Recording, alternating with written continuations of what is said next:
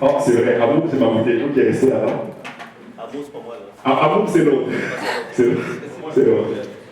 Merci beaucoup. Alors, bonjour et bon matin à tous. Est-ce que ça va bien? Oui. Yes, sir.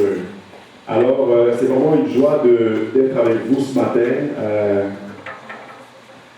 C'est vrai que ça fait quelque temps qu'on essaie de venir et ça ne fonctionnait pas. Mais où est-ce que vous en allez, là, le couple pastoral?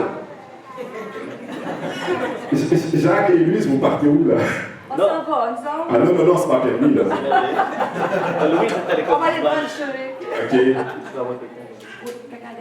Mais Louise, es-tu bien occupée, oui? Oui. J'aimerais que vous veniez 30 secondes les deux en avant. Ça sera pas bien lent, comme on dit en bon québécois. Ça sera pas bien lent. Pendant la louange, il y a une parole qui a été donnée par Lélia. Lélia, veux-tu me rejoindre, Lélia? Il y a une parole qui a été donnée pendant la louange et je l'ai entendue. Et je crois sincèrement que Dieu la donne pour l'Église, mais Dieu l'adresse aussi à vous deux. Cette parole-là, ça a résonné dans mon cœur de même. Et j'entendrai Lélia dire que Dieu va bénir. Dieu va bénir. Et il va même rallumer des promesses. C'est ce que j'ai entendu. Peux-tu nous reparaphraser ça, Lélia, s'il te plaît? C'est vraiment important. Ouais, ce que je ressentais vraiment, c'est qu'il y avait un flot qui coulait. Puis ça coulait pas juste. C'est comme si il n'y avait plus de dimension de baptême, mais c'était vraiment le territoire, dans le sens puis Dieu, des cieux, bénissait, ça allait jusqu'aux profondeurs de la terre, ça ne s'arrêtait même pas au plancher. Là. Ça, pour justement réactiver les promesses qui étaient données sur vos vies, sur l'Église, ça faisait rafraîchir tout ça, ça faisait un objet de. Ça renouvelait les bénédictions, puis Dieu, j'entendais vraiment Dieu béni, béni, béni, béni, béni, puis ça continue tout le temps, avec c'est en abondance. Oui. Amen. Merci Lélia. Merci. Je voulais le souligner parce que je crois que vous êtes ici au Québec comme des pionniers. Vous avez parti l'œuvre ici à Québec. Comme on dit au bon québécois, vous avez bûché fort. Vous avez travaillé fort. Et Dieu est fidèle. Il ne se répand pas de ses promesses. Dieu a certainement mis beaucoup de promesses sur l'Église, mais aussi sur vous deux. Sur vous deux. Et je crois que c'est une saison que Dieu veut bénir. Il veut bénir. Il veut bénir. Amen. Je veux juste vous honorer pour tout ce que vous avez fait jusqu'à présent. J'habite pas à Québec, mais je sais que vous avez travaillé très fort et vous continuez encore à travailler fort comme couple pastoral sur l'Église. Je veux juste honorer ce que Dieu fait au travers de vous. Je veux honorer vos efforts, votre investissement, les sacrifices que vous mettez pour le royaume. Je veux honorer ça ce matin devant l'Église. Vous dire merci. Merci. Parce que ce que vous faites ici bénit le Québec. Ça ne bénit pas juste la ville de Québec, ça bénit la province de Québec. Je veux honorer Dieu pour son témoignage qui est implanté ici à l'Église Nouvelle Vie. Je veux t'honorer, pasteur. Je veux t'honorer. Et toi aussi, maman. Maman fils. Je veux que Dieu... Voulez-vous, on va juste étendre nos mains vers eux en avant ici. Seigneur, on veut bénir ton serviteur et ta servante. Toi, tu vois, Seigneur, comment il travaille fort, tu vois comment il se donne pour ton œuvre. Tu vois comment dans le secret, Seigneur, il se dépense pour toi. Pas juste pour l'Église ici à Québec, mais pour le royaume de Dieu, pour la communauté. Je prie qu'ils commencent à voir les fruits de tout ce qu'ils ont semé. Je prie qu'il y ait un retour d'ascenseur. Je prie qu'ils puissent voir les résultats et qu'ils puissent en jouir, qu'ils puissent goûter à ces fruits-là. Et qu'au travers de cela, ils soient encouragés, fortifiés. Seigneur, on les bénit. On les bénit. On les bénit. On les bénit au nom de Jésus.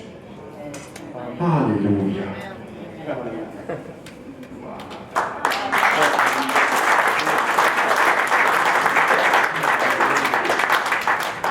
Alors, désolé de t'avoir volé de ton travail au bord, mais ça m'a fait grand plaisir.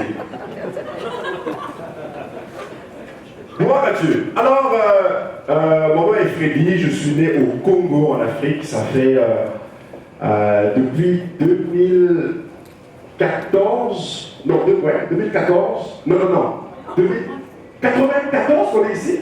Oh boy, le monsieur, il a un problème de mémoire. Hein. Ça doit faire, on va dire quoi, 21, 22 ans que je suis au Canada, une vingtaine d'années. Et des fois, j'oublie même ma date de naissance, ma femme me le rappelle. Ça va pas bien, mon affaire.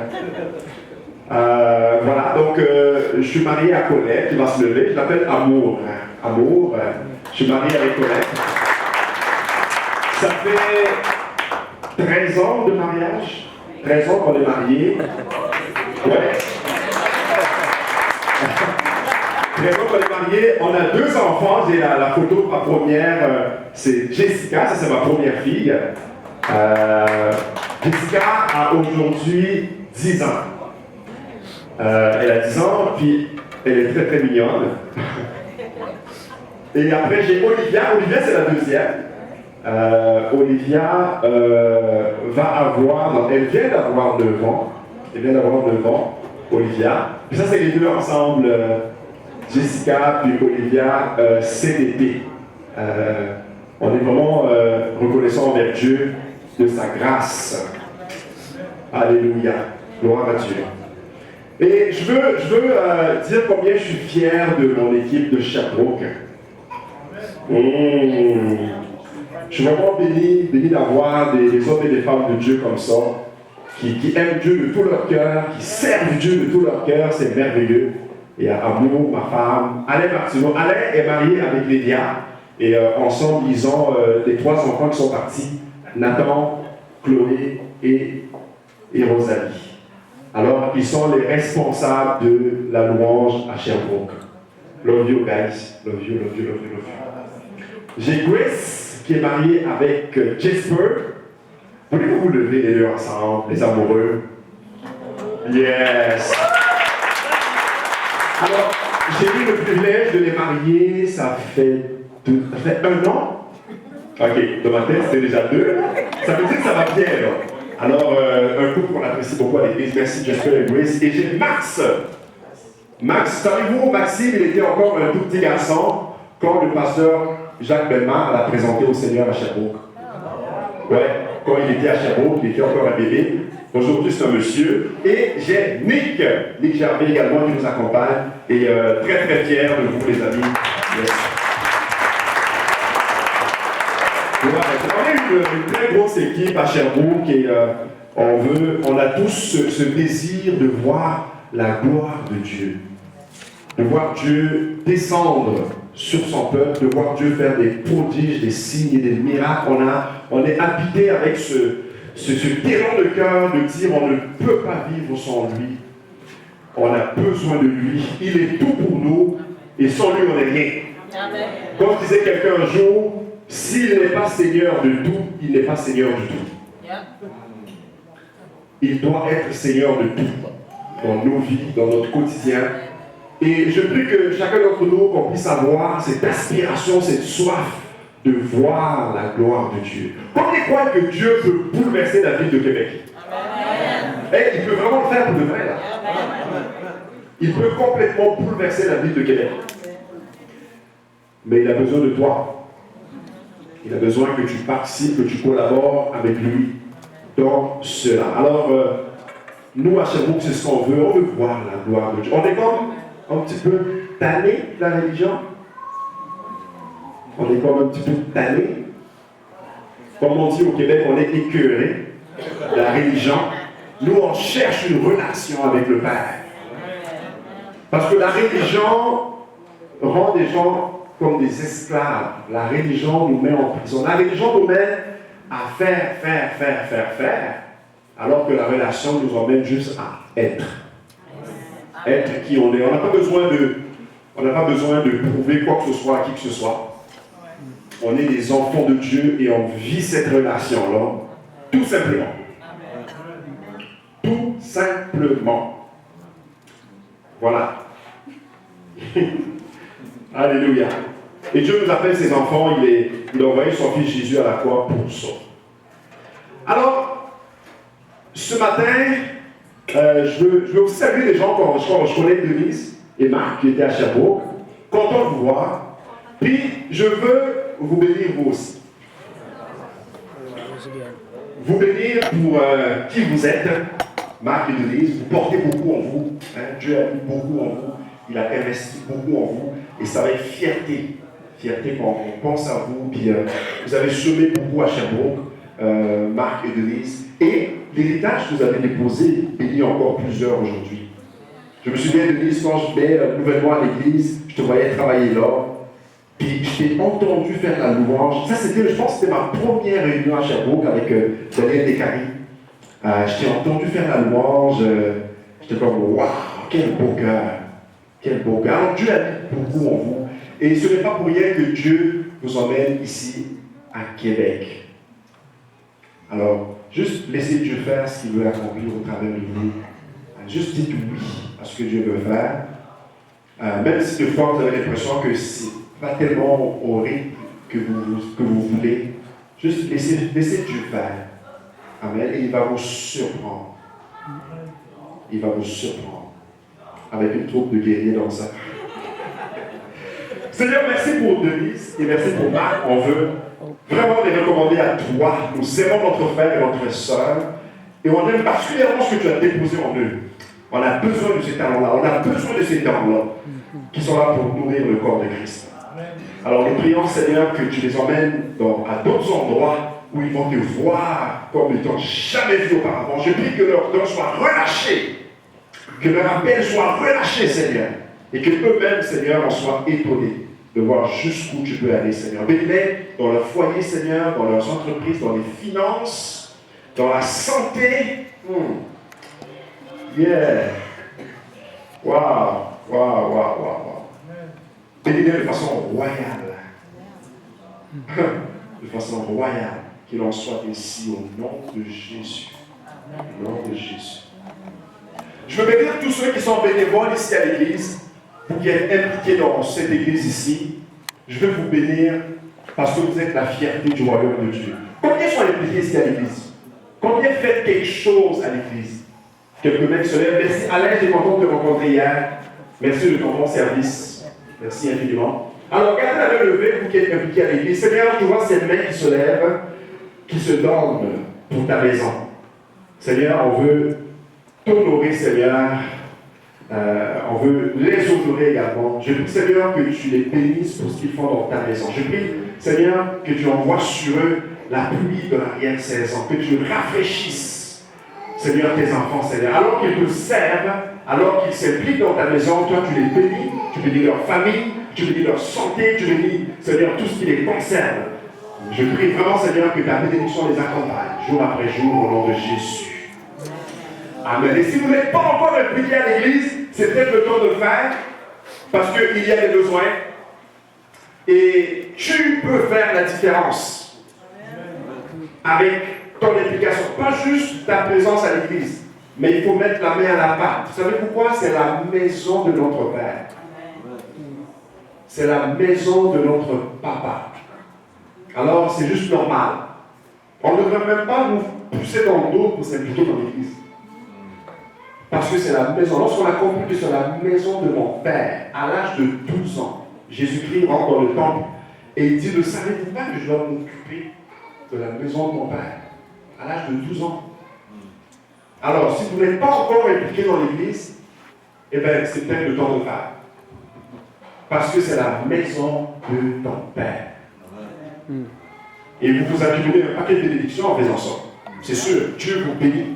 Quand tu sers le Seigneur, eh bien le Seigneur te bénit en retour. Est-ce que vous êtes là? Amen. Est-ce que vous êtes content ce matin? Amen. Alléluia. Alors des fois, ça m'arrive de fois d'être un petit peu excité. Si vous voyez que je viens un peu excité, là, calmez-vous, je ne perds pas la raison. Je me rappellerai, ou ma femme va le faire en tout cas. Combien de temps j'ai? Il n'y a pas d'horloge pour pas que je vous emmène jusqu'au soir. Ok, parfait. On termine dans 30 minutes? Les zombies? Ok, d'accord.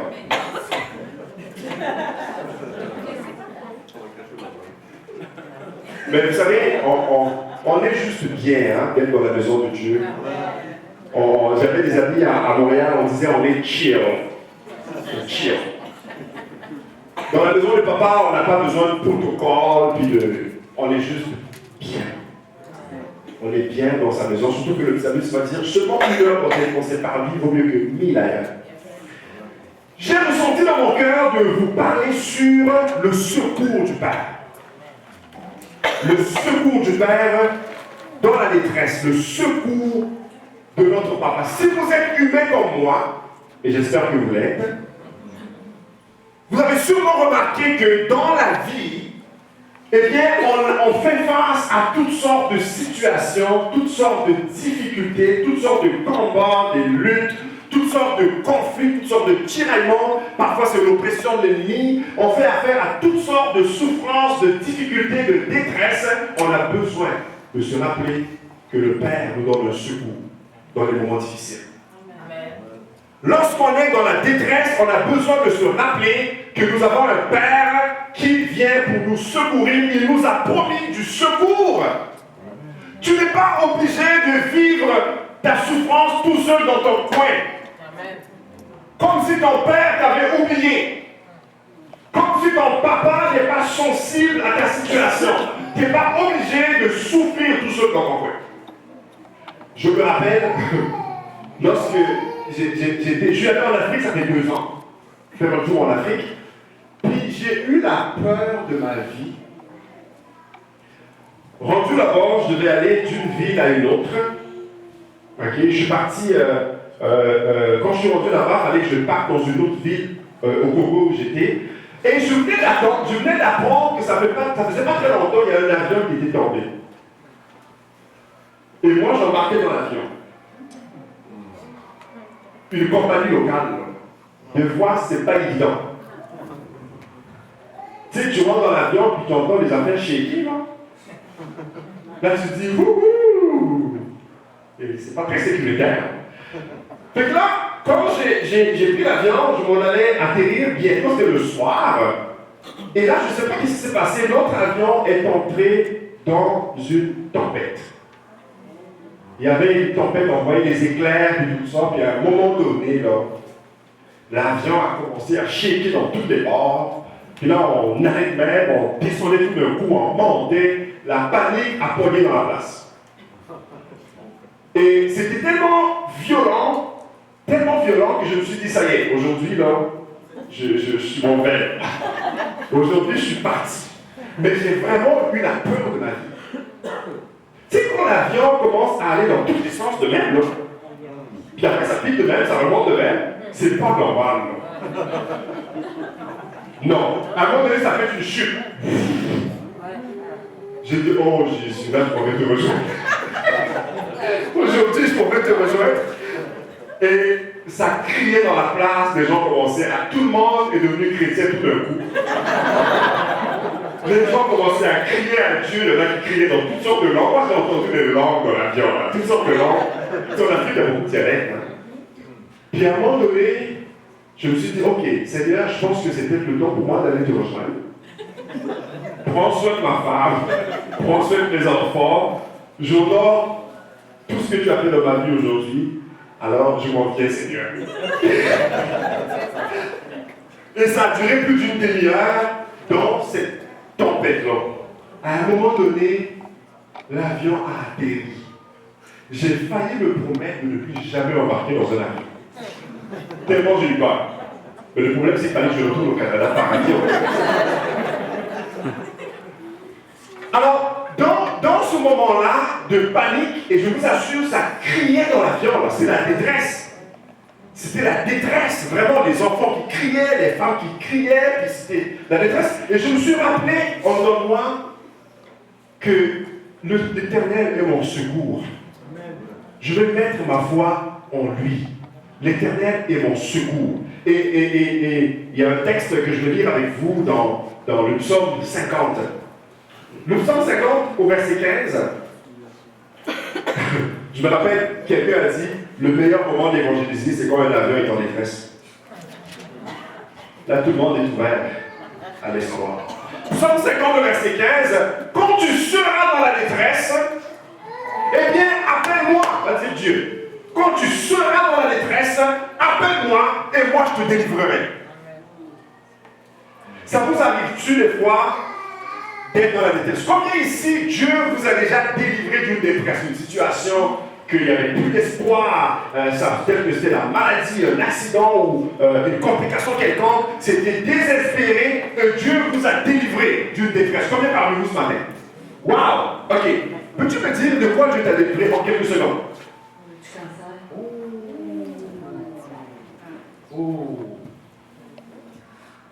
Oh, papa, je te rends grâce pour ma soeur. Merci pour ce beau témoignage. Ça démontre que tu es puissant. Tu es puissant à la croix. Tu as pris toutes nos maladies. Toutes nos maladies, Seigneur. Je prie que ta guérison, Seigneur, puisse demeurer dans la vie de ma soeur au nom puissant de Jésus-Christ de Nazareth. Qu'est-ce que Dieu t'a délivré? Qu'est-ce que tu as délivré tout à l'heure? Qu'est-ce que Dieu a fait?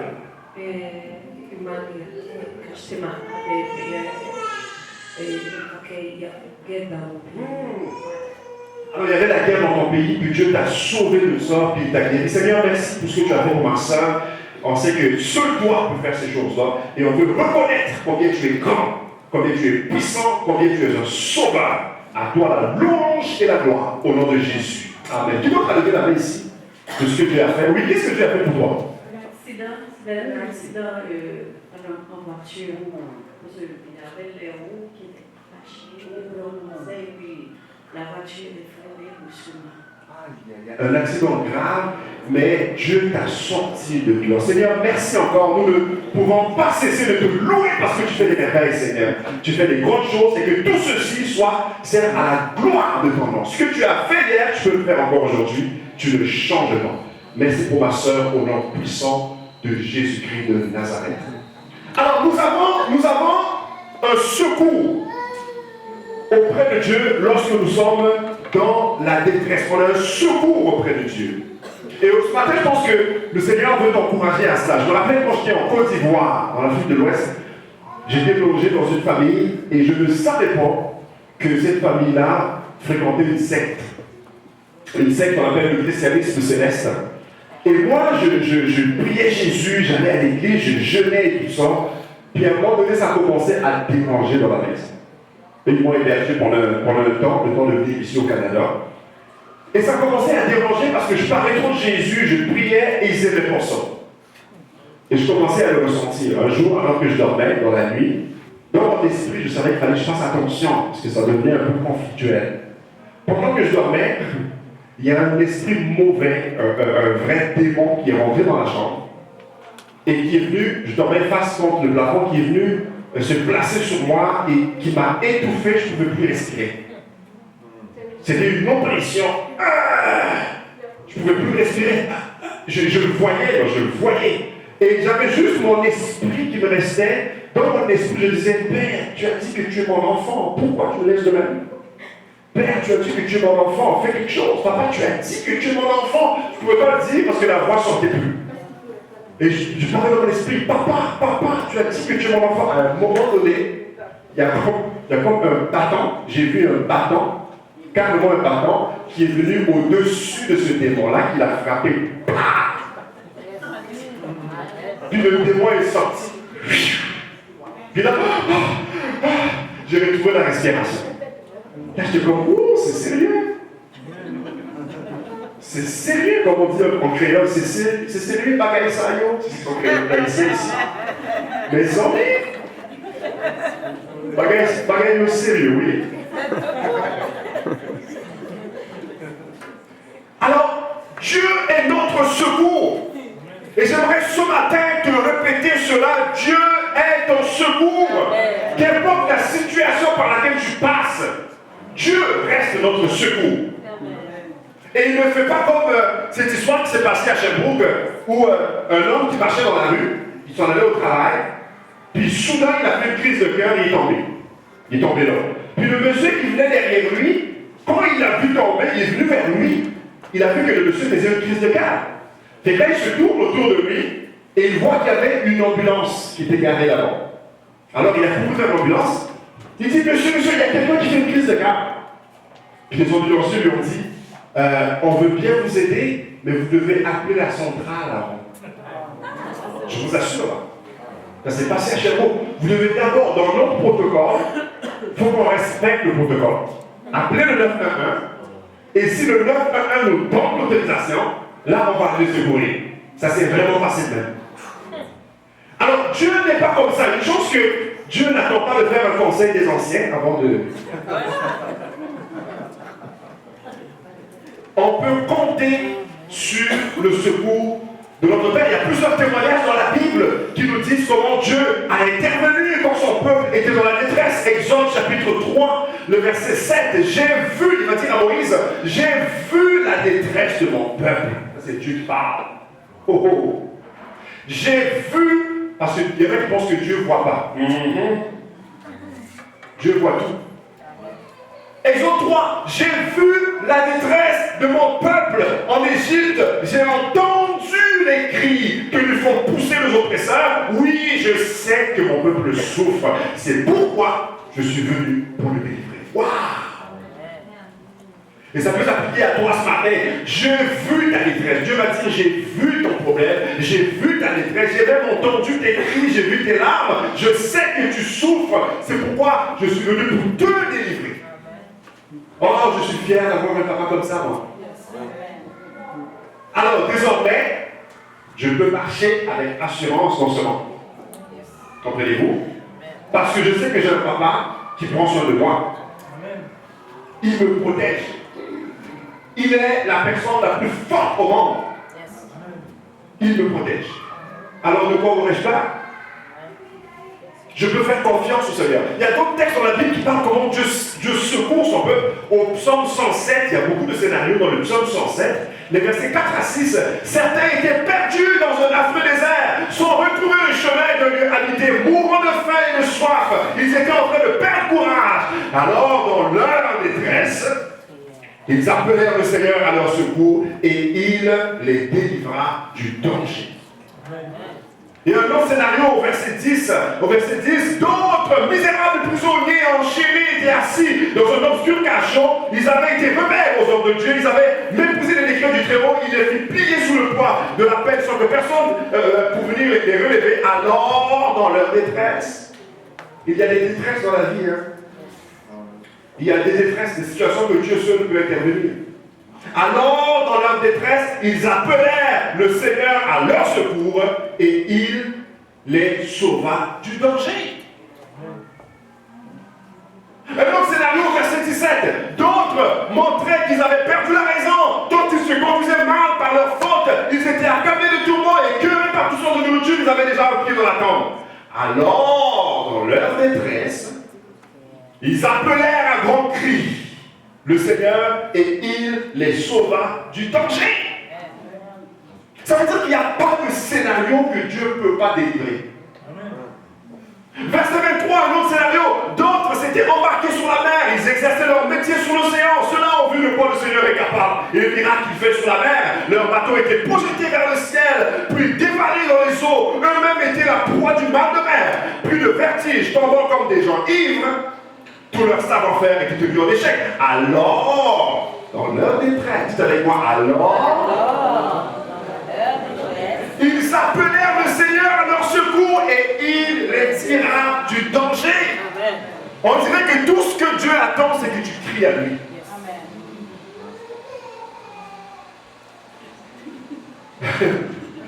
Tout ce que Dieu attend, c'est que tu cries à lui. Maintenant, il y en a qui vont me dire, j'ai déjà entendu ça, il y en a qui vont me dire, ouais, mais mon cas est trop compliqué. J'ai déjà entendu ça. Ouais, mais ma situation, là, si tu savais, mon cas est trop grave. Mon cas est trop lourd. Mon cas à moi, je ne suis pas sûr que Dieu peut faire quelque chose. J'ai entendu beaucoup de monde avoir ce discours-là. J'ai essayé partout, je suis allé partout, ça n'a rien changé, mais mon cas à moi, là, il est bien trop compliqué. Savez-vous, dans la Bible, j'ai trouvé un homme, que son cas était très très compliqué. Lui, je reconnais que son cas était compliqué, mais ça n'a pas empêché Dieu d'agir quand même. Je l'appelle le fou de Gadara. Tu sais, Marc 5, là, ceux qui connaissent le fou de Gadara, Marc 5, regardez le cas de cet homme. J'aimerais qu'on regarde un peu son portrait, vous allez voir comment Dieu est puissant. Marc 5, au premier verset, ils arrivaient à l'autre bord de la mer, dans le pays des Gadaréniens. Aussitôt que Jésus fut hors de la barque, il vint devant lui un homme sortant des sépulcres, possédé d'un esprit impur. Cet homme avait sa demeure dans les sépulcres et personne ne pouvait plus le lier, même avec une chaîne. Car souvent, il avait eu les fers aux pieds et il avait été lié des chaînes, mais il avait rompu les chaînes et brisé les fers et personne n'avait la force de le dompter. Il était sans cesse nuit et jour dans les sépulcres et sur les montagnes, criant et se meurtrissant avec des pierres. Ça ici, donc, c'est un calou. Juste au cas où tu ne l'avais pas remarqué, c'est un vrai calou.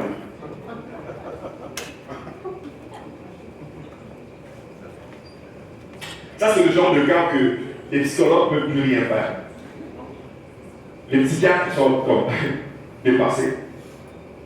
Par contre, le médecin, ça ne change rien. Ça, c'est un cas lourd. C'est le genre de cas où même les pasteurs, on est comme, ok, on fait quoi avec ça, là? Un vrai cadeau. Les thérapeutes ne peuvent rien faire, il n'y a que la puissance de Dieu. Vous savez, il y a des situations où il n'y a que la puissance de Dieu qui peut faire quelque chose. Que la puissance de Dieu. Et ça, c'est un exemple. Mais alors, moi, quand je regarde le cas de cet homme-là, le fou de Gadara, moi, son portrait à lui, ça suscite la compassion. C'est un homme qui souffre beaucoup, là.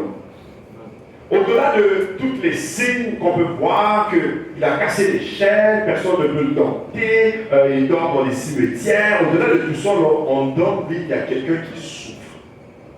Il y a quelqu'un qui est en détresse.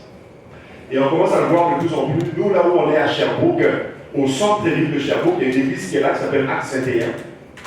Et avec le pasteur de quoi on se parle, il y a des gens qui sont au centre-ville, qui ont pris beaucoup de consommation, beaucoup de drogue et tout ça, qui ont développé des problèmes de santé mentale, qui viennent à l'église et des fois à l'église là-bas, ils trouvent ça difficile. Comment on fait pour aider quelqu'un comme ça, là? Il a des problèmes, là. Il y a de la détresse. Tu sais, c'est pas tout le monde qui vient à l'église qui est toujours calme, là. Il y en a qui ont des problèmes, de la détresse en dedans. Et quand je pense à ce temple de fou de Gadara, le secours de Dieu est arrivé quand même, là, ça c'est la bonne nouvelle. Amen. Mais si tu t'arrêtes juste au portrait de cet homme-là, on a affaire à quelqu'un qui ne sait pas c'est quoi le sourire, il ne sait pas c'est quoi le bonheur, il ne sait pas c'est quoi avoir des amis, il ne sait pas c'est quoi avoir une famille. D'ailleurs, on ne parle même pas de sa famille dans ce texte, c'est un homme seul. C'est quelqu'un qui ne sait pas c'est quoi s'amuser, il ne connaît rien de ça. Tout ce qu'il connaît, c'est la solitude. Tout ce qu'il connaît, c'est l'isolement social. Tout seul dans les cimetières. Personne ne veut lui parler, plus de contact humain. Tout ce qu'il connaît, eh bien, c'est la noirceur, c'est les ténèbres, c'est la souffrance. Tout ce qu'il connaît, c'est le mal de vivre. On dehors de lui, il y a un mal de vivre intense. Il n'est pas bien dans sa peau, là, le monsieur. Il ne va pas bien du tout, là. Et il a vraiment besoin qu'il se passe quelque chose dans sa vie. Sa détresse est incroyable et épouvantable.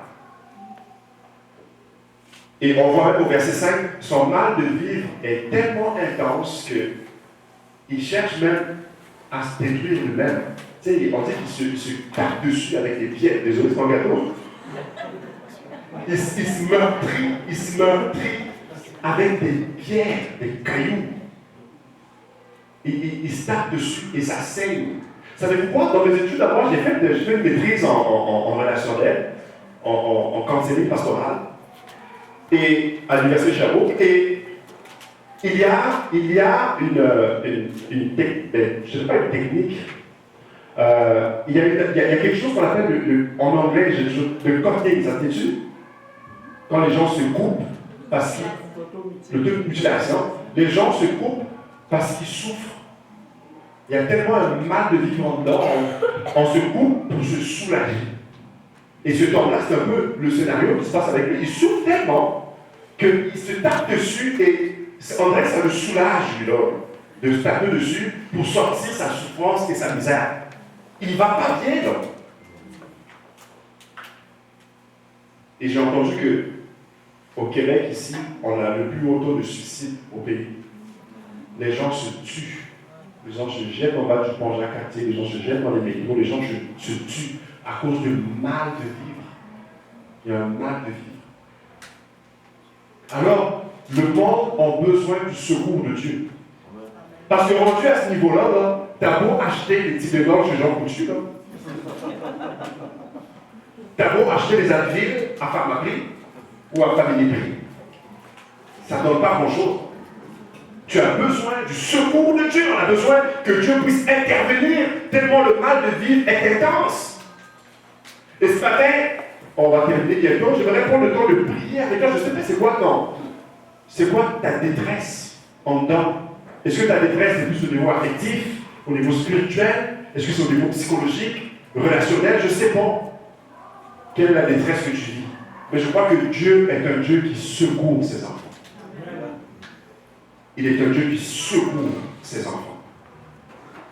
Et le Seigneur, lorsqu'il est venu dans la Décapole, et cet homme, il a rencontré cet homme qui souffrait, Dieu a emmené son secours, il a apporté son secours dans le nom de Jésus, et il a libéré cet homme de tous ces tourments qui l'accablaient, de toute cette oppression de l'ennemi qui l'accablait. Il a libéré cet homme. Il a apporté son secours. J'aime le secours de Dieu.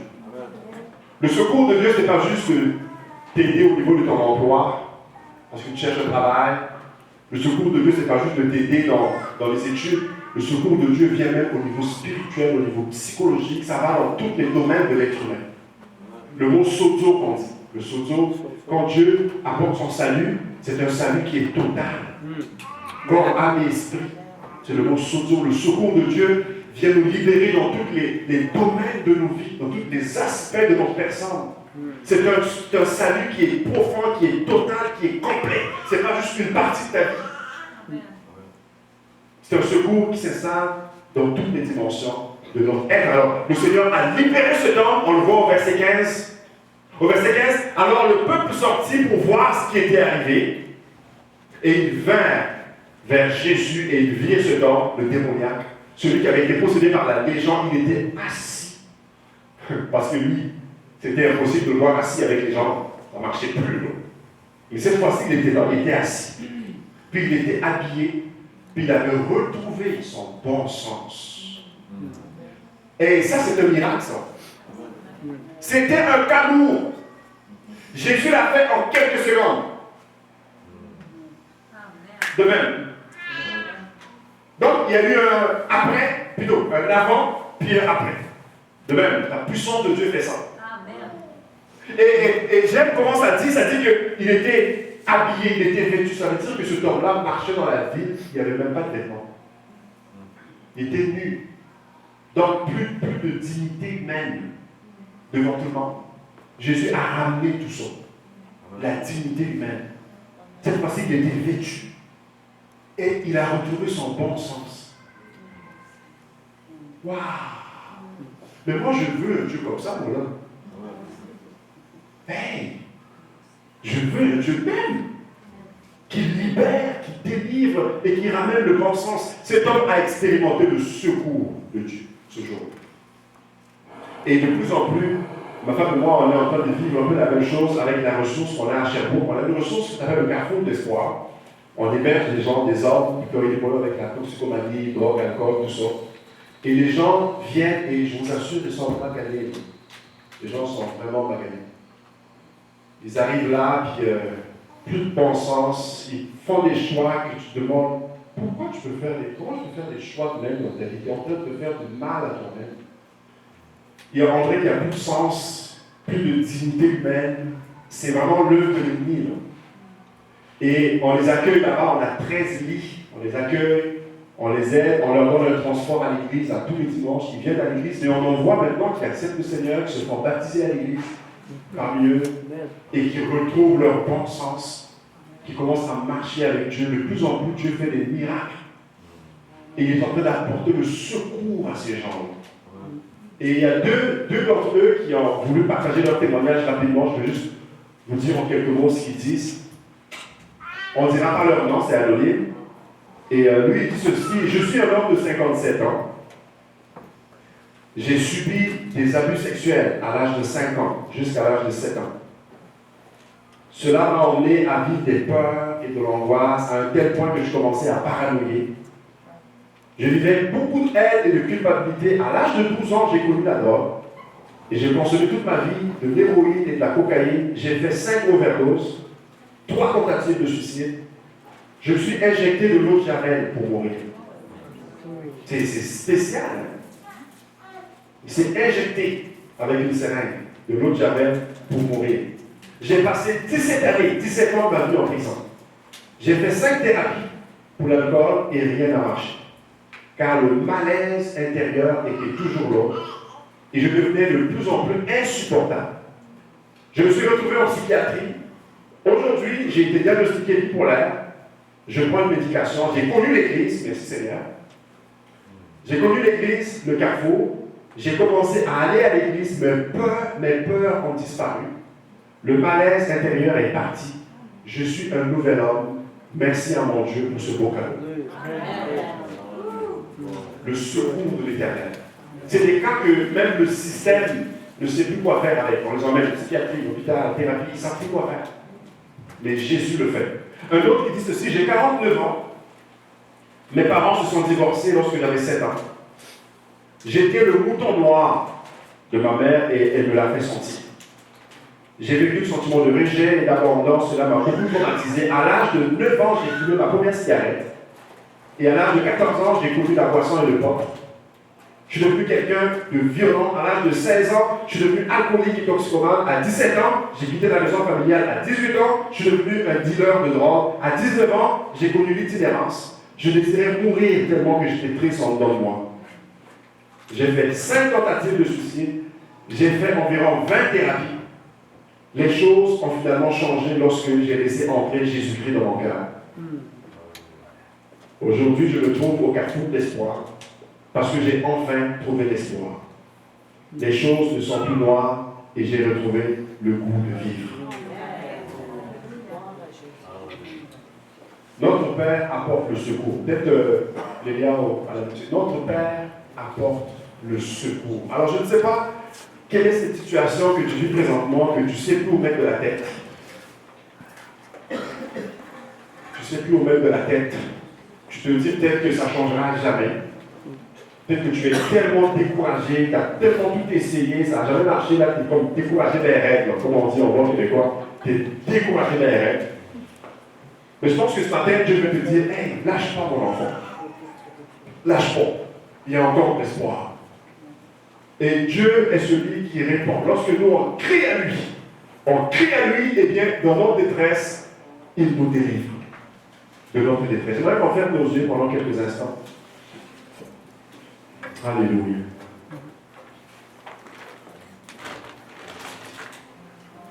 Alléluia.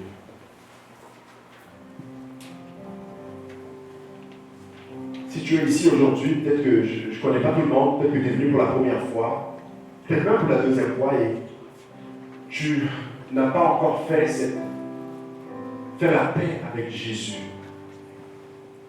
Lui qui est mort à la croix pour toi, qui a donné sa vie à la croix pour toi. Si tu ne l'as pas encore accepté dans ton cœur comme ton Sauveur et ton Seigneur, ce matin, j'aimerais t'inviter juste à faire cette prière avec moi, qu'on appelle la prière de repentance. C'est juste pour t'emmener à accepter le Sauveur, celui qui est venu, qui est mort à la croix pour toi, de l'accepter dans ton cœur. Peut-être que tu as déjà pensé à le faire, mais que tu ne l'as jamais fait pour de vrai. Et pourquoi pas le faire aujourd'hui? J'aimerais vous inviter à répéter après moi cette prière. Dites après moi, Seigneur Jésus, j'ai entendu ta voix.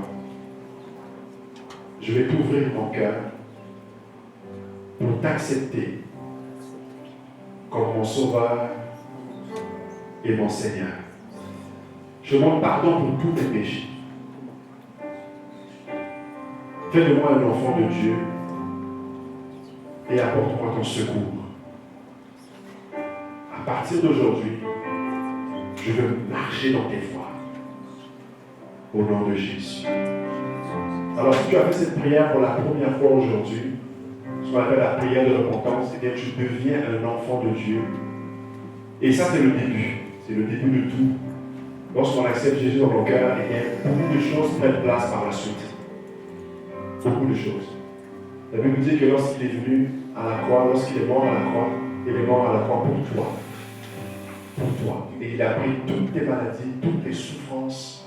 Le châtiment qui nous donne la paix est tombé sur lui. Donc c'est lui qui porte ta détresse, c'est lui qui porte ta peine, c'est lui qui porte ta souffrance. Il a tout pris. Il a tout pris. Pour que toi tu sois libre.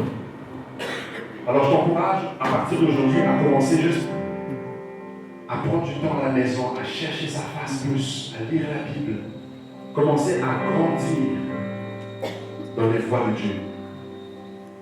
Afin que Dieu t'emmène à marcher de victoire en victoire. Maintenant, j'aimerais prier pour toi si tu es ici aujourd'hui.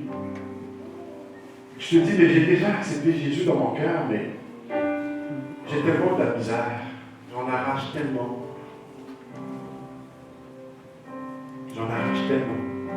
Je trouve ça dur, puis beaucoup de combats. On dirait que l'ennemi est après moi, puis détresse après détresse. On dirait que je suis un cas lourd. Peut-être que je te considère comme un cas lourd, je ne sais pas. Tu m'avais j'aimerais qu'on prie pour toi. J'aimerais qu'on prie pour toi.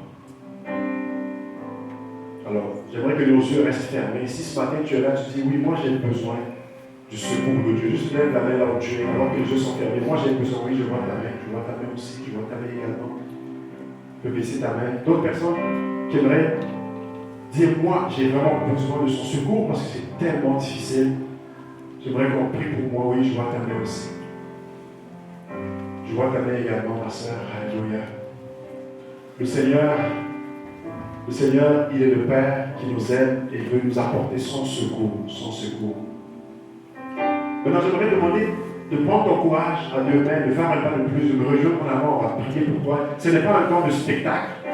On ne veut pas que ce soit un show, ce n'est pas un show. Pour certains, c'est une question de vie ou de mort. Il y a un cri, une détresse que seulement Dieu peut agir. Tu peux juste venir en avant ici, te mettre ici en avant, on va prendre le temps de prier avec toi alors que l'équipe va nous conduire dans un champ présentement. Et je ne sais pas s'il y a l'église, s'il y a une équipe de ministère, une équipe de prière qui peut venir me rejoindre en avant.